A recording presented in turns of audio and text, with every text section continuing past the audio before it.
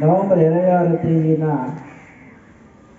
అది తీసుకురావడం జరిగింది. సంపూర్ణంగా దీన్ని అమల్లోకి వచ్చించేది 1950 జనవరి 26వ తేదీన సంపూర్ణంగా అది అమల్లోకి వచ్చింది. కాబట్టి దాన్ని మనం ఈరోజు గణతంత్ర దినోత్సవంగా నడుపుకుంటున్నాము.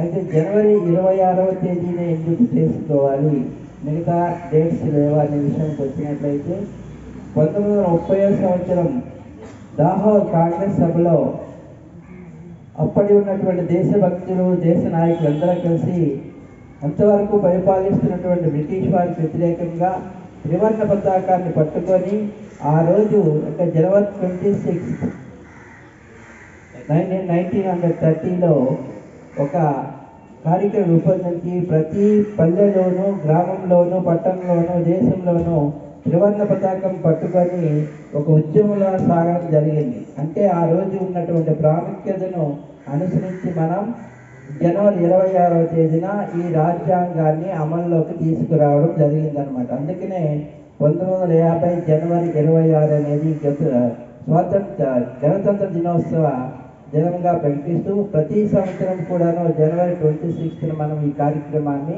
నిర్వహించుకుంటూనే ఉన్నాం. అయితే ఇంతవరకును మనము భారతదేశంలో ఉన్నటువంటి ప్రతి పౌరుడు కూడాను అన్ని హక్కులు కూడా పొందబడ్డారు.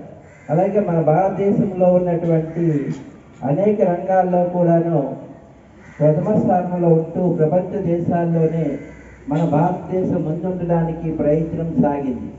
దీనికోసం అనేక మంది యువత అనేక సాహసకృత్యాలు మరియు అనేక పరిశోధనలు చేసి మన భారతదేశాన్ని అగ్రగామి స్థానంలో ఉంచుతున్నారు. అయితే భారతదేశంలో ఉన్నటువంటి వివిధ సంస్థలన్నీ కూడాను వాటి యొక్క నియమ నిబంధనలకు అనుసరించి పాటిస్తూ భారతదేశాన్ని అన్ని రంగాల్లో కూడాను ముందుండడానికి ప్రయత్నం చేశారు. కాబట్టి మన భారతదేశం ఇప్పుడు ప్రపంచ దేశాల్లో కూడాను అగ్రస్థానంలో ఉంది. అన్ని రంగాల్లో కూడాను ప్రయత్నాలు జరుగుతూ ఉన్నాయి.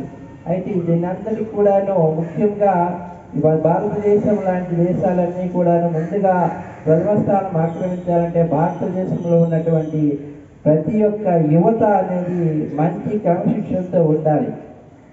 మీరంతా కొద్ది కాలంలో కొన్ని సంవత్సరాలు పోయిన తర్వాత యువతగా మారుతారు. యువశక్తి కావాలి, భారతదేశానికి యువశక్తి కావాలి. ఆ యువశక్తి అంటే మీరే కాబట్టి, పిల్లలే కాబట్టి మీరు కూడా చక్కని డిసిప్లైన్తో ఉండి మీలో ఉన్నటువంటి క్రియేటివిటీని భారతదేశానికి, సమాజానికి అనుగుణంగా దాన్ని రూపొందించి అభివృద్ధి పథంలో వచ్చినట్లయితే